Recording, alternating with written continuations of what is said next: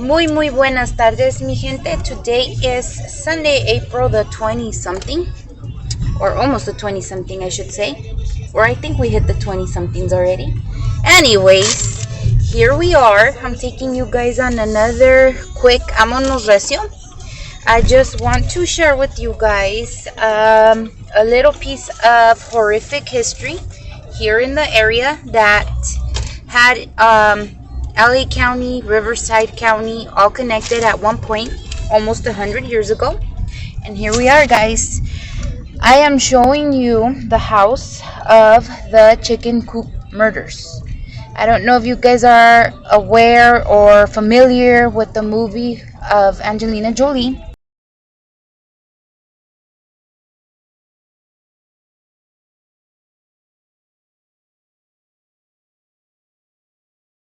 The Changeling. Well, yeah, guys, it was a true story. And this is the pinche casa, the little house of horrors right here, guys.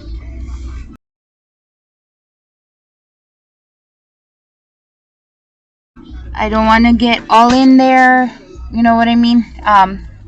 People do live here, obviously. But yeah, the story goes a little bit something like this. Between 1926 and 1928, había un pinche viejo loco. His name was Gordon Northcott.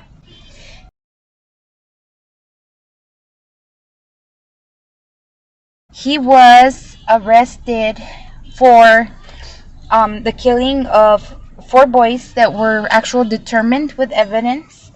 And then he after admitted to killing, beheading, and burning the body of a 5th boy and leaving him in the city of La Puente because he didn't know what to do with them.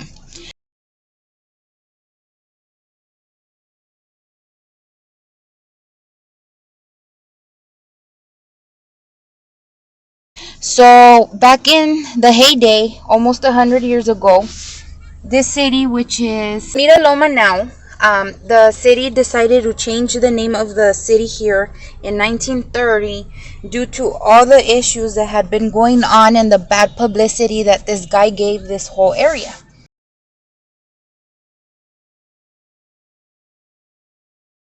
So back then, todo este era pinche rancho, pura arena, puro, little highways, nothing out here. Now it's, nice, a house, whatever, everything else. So yeah, what happened was he had brought his nephew over from Canada to help him with what is a chicken coop.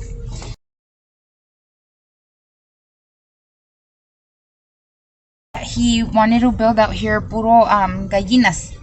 So the nephew was Stanford Clark, un muchachillo. You would see him in the movie. After reading the case personally myself, I come to find out there was a lot of things that were left out of the movie, like the fact that his mom was actually involved with the murders and she was pretty much su cómplice, solo ayudaba con muchas cosas de matar a la gente.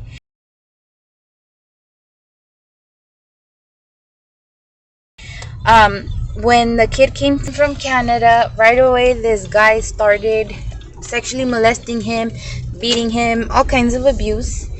So I guess a little bit after, the boy Clark, his sister came to visit him, and he told her everything that was going on. This guy makes me lure kids, he brings them over here, I've helped him kill them and dispose of their bodies in the backyard. See, this right here is a clip of other side of the street we just turned. Back in that day, all this was his property right here. Because back in August of 1928, the Canadian police came looking for him. Because once Clark's sister went back home to Canada, she told, the authorities out there, hey, this guy Gordon, he's our uncle, he has my brother out there. He says that he's making them lure kids to kill him and that he burns them in the backyard and all kinds of horrible shit, Well, like I said, the Canadian police, the detectives came over here. They crossed the borders and came over here looking for him. So when they did, I guess this area here was lined with a bunch of trees, like really heavy. Well, that guy got away with his mom. They both escaped. So they were on the run for about a month. Finally, on September 19th of 1929, the police caught them in Vernon of British Columbia. So once they caught them, like they were on the run, they knew exactly who they were and everything else. They tried to bring them back here to Riverside County to do, the whole court and stuff. But for something that happened, like paperwork and shit, they couldn't extradite them out here. So they had to, I guess, keep them out there for a while. Well, finally, when they hit out here, it took them a while to get over here. The mother confessed that she was the one that killed the boy, the Collins boy that everybody was looking for, which in the movie is Angelina Jolie's son. So she admitted to that, and she admitted to, I guess, her son Gordon being mentally unstable, that he had been, that he was actually her grandson.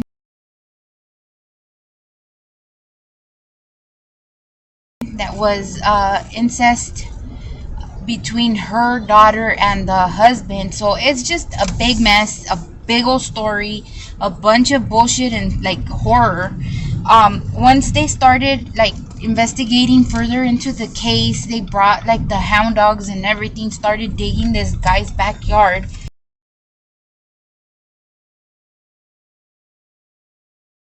They found a total of 51 mixed body parts.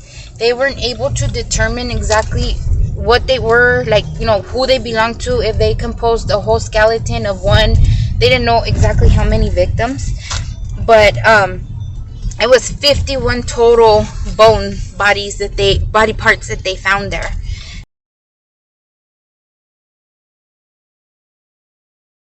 So after they, like I said, they were deep into the case, because he would kidnap kids all the way from LA. As a matter of fact, there was a set of twins that he took from Pomona that were Lewis and Nelson Winslow.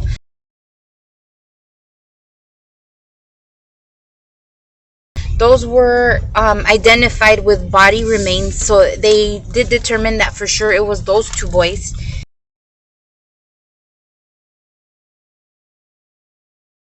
So, it's just a horrible situation that hit, like I said, all these counties, because it was straight across. That boy Clark, he testified, he admitted his involvement in everything. They did let him go after he served a few years in jail, because, they felt bad for him, because not only was he involved, but he was kept captive. Like, he wanted to leave and he couldn't. He had nowhere to go.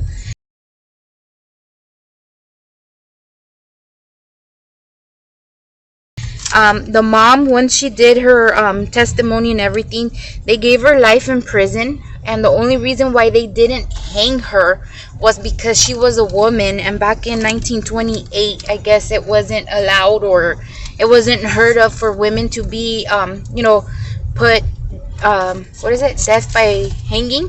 So they just gave her life in prison. She did parole around 12 years after she was at the Tehachapi prison. So she did about 12 years, came out, and she died in 1944.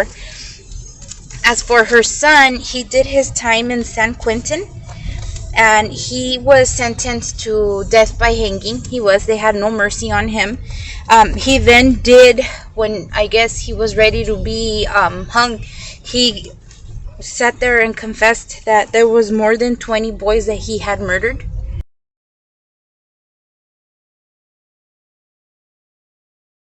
But I guess he had scattered remains everywhere, so they were not able to find anything. So, like I said, he did confess to killing 20 boys, molesting them, torturing them, all kinds of bullshit like the movie stated. He really did do that. Crushing skulls, setting on fire, you name it, he did it. But, he was already going to be hanged the next day, so what were they going to do, I guess they did try looking further into the case, but since there was nobody else to testify or give any sense of, like, clues or an idea of what are they looking for, the whole thing just went, I guess, cold, you can say. He was hung on October 2nd of 1930, and that's it, mi gente. This is the house there, like I showed you guys. It is on Wineville Avenue here in the city of Miraloma. And that's it. Like I said, they changed the city name in 1930 because of all the negative publicity it had here in the area, and some of it incorporated into Jurupa Valley in 2011, a few years back. But yeah, guys, this is what it is. This is what it was, and this is what it looks like now. It's still puro rancho, but it's nicer than it was. And that's it. You got it from me, La Comadre B.